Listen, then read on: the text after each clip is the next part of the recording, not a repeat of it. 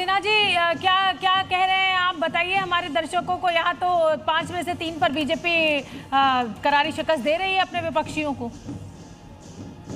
नहीं, ये तो होना ही था। मतलब बीजेपी लगातार, अगर आप 24 से देखें, 24 के बाद फिर हरियाणा हुआ, महाराष्ट्र हुआ, BJP back to back election जीतते ही रहती है।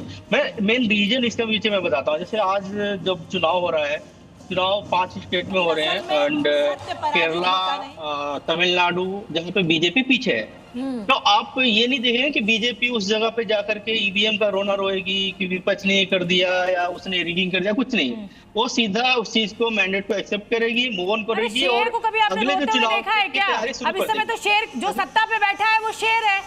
नहीं नहीं नहीं नहीं नहीं, नहीं, तो मैं क्या बोल रहा हूँ, ईवीएम जो सत्ता में बैठा है वो तो शेर है ना, उसके पास तो सारा तंत्र है। ये तो आरोप लगेगा उसी के ऊपर, और जो कमजोर स्थिति में है भाई, हमेशा जाहिर सी बात है कि शिकायत वही करेगा। नहीं नहीं सोमनाथ जी, आप मेरी बात सुनिए। ये यही तंत्र पिछले 70 साल से यही तंत्र है, कोई तंत्र चेंज नहीं हुआ है। तंत्र में बैठे हुए लोग पहले किस तरह से काम करते थे, आज किस तरह से काम करते, वर्किंग स्टाइल चेंज हुआ है। आपको क्या लगता है, तंत्र जो चेंज हुआ, बंगाल में जो एलिगेशंस लग रहे हैं, अगर एक भी किसी की डेथ नहीं हुई है तो ये अचीवमेंट है। आप इसको कैसे डिनाई कर सकते हैं कि इनकम्बेंसी जो है वो एक बड़ा फैक्टर साबित हुई है। कई बंगाल के लोगों से जो मेरी बातचीत हुई है तो उनका ये कहना है ममता बनर्जी से नाराजगी दिखी है उनको। गुजरात में क्यों नहीं हुआ? नहीं, वही तो मैं बोल रहा हूँ, एंटी इनकम्बेंसी क्यों हुई? क्योंकि अच्छा से रूल नहीं किया ना। अभी देखो आप, गुजरात में 2-3 दिन पहले चुनाव खत्म हुए, रिजल्ट आए हैं, निकाय चुनाव थे। चलिए ठीक है, सिन्हा साहब आऊंगी आपके पास। राजेश जी मैं और भी गहरा सवाल ये है कि जिस तरीके से लोकतंत्र में सबकी हिस्सेदारी होनी चाहिए, सबकी दावेदारी होनी चाहिए, लड़ाई दिलचस्प होनी चाहिए, पिछले कुछ चुनावों से ये लड़ाई बड़ी एक तरफा नजर आ रही है। नहीं, इसमें जाहिर सी बात है, भारतीय जनता पार्टी एक ऐसी वेल ऑयल्ड मशीनरी की तरह काम करती है। मैं कोई स्टेट सीक्रेट रिवील नहीं कर रहा हूँ।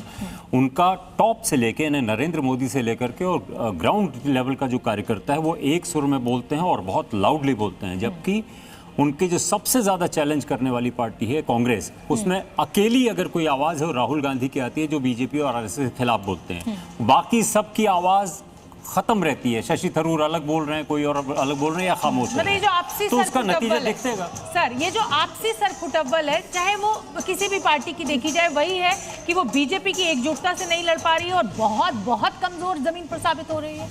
ये बात आपने सही कहा है कि आपसी सरफुटअव्वल कांग्रेस में बहुत ज़्यादा दिखती है, और थोड़ी सी भी बात होती है तो कांग्रेस की उछल के बाहर आ जाती है। दूसरी चीज़, मैं आपको एक चीज़ बताऊं, बीजेपी में ऐसा नहीं है कि बीजेपी में मतभेद और विभेद नहीं है, पर वो उन चीज़ों को बहुत अच्छी तरह से मैनेज कर लेते हैं। उनके कैडर के ज़रिए, उनके लीडरशिप के ज़रिए और उनके जो आसपास के जो संगठन है उनके ज़रिए उसको मैनेज करते हैं। तो ये जो चीज़ें बीजेपी करती है, दूसरे पार्टीज़ को उनको सीखना पड़ेगा अगर डेमोक्रेसी में रहना है, और ये भी डेमोक्रेसी में रहेंगे तो जो इलेक्शन मैनेजमेंट है, पॉलिटिकल मैनेजमेंट है, इसमें कोई शक नहीं है कि बीजेपी इसमें बहुत अच्छी तरह से पॉलिटिकल मैनेजमेंट करती है। और उनके अगर आप देखेंगे तो सिर्फ पॉजिटिव एस्पेक्ट्स ही बाहर जाते हैं, उनके अंदर की जो भी चीज़ें होती हैं वो नहीं जा पाती।